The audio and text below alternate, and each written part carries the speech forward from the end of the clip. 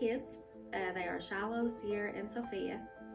They are 8, 7, and 5. It's hard for me to keep their ages together because they were born 3 years in a row. But I was born and raised in Jackson County and grew up singing in church with Ashley and my younger sister. I am her older sister, Ashley Mullins. I have 2 kids, Mariah Grace and Asher Trace. And I think I was around 10 when I started teaching my sisters to harmonize and sing together. And it's just, we fell in love with it. We've been singing ever since. I would die if I couldn't sing. I have to. I have to sing. I just can't. Yeah, it's just like something I feel like it's born in you. Yeah, it is. How old were we when we sang in church the first time? I think was I 11? 10, 11? They were very young. Leah and Callie were very young. Were about 5 and 6. I always love to create things like draw. I like to draw and like paint and stuff like that, but it's not really scary. I love to be outdoors. I'm a cool weather hiker, but I don't like to burn up the whole time. Both of my kids have asked pretty serious questions about Jesus and having Jesus in their hearts, and I think that's one of my greatest moments. This is hard for me. I'm gonna need just a second. I'm sorry, because I have been afraid of failure for a long time, and I'm not a person who loves change.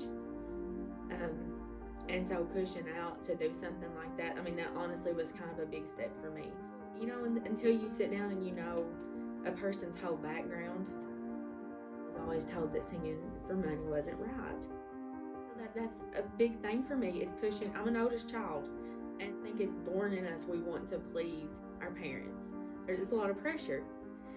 And so pushing past what I've been taught my whole life to kind of branch out and do things that I feel like are okay, it's a big deal.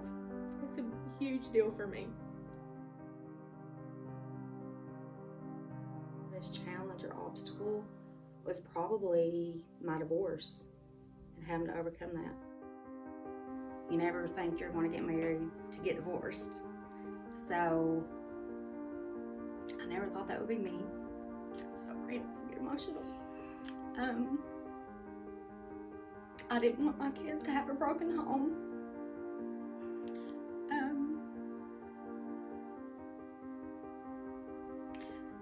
It was also a domestic violence relationship, and it's like a crossroads.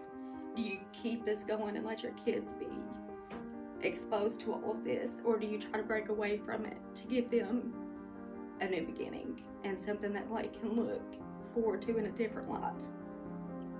So I had to make the choice, and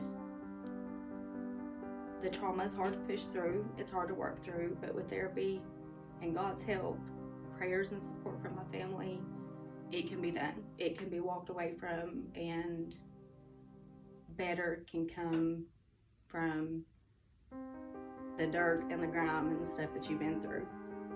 You can come out on top, and that's what we've done.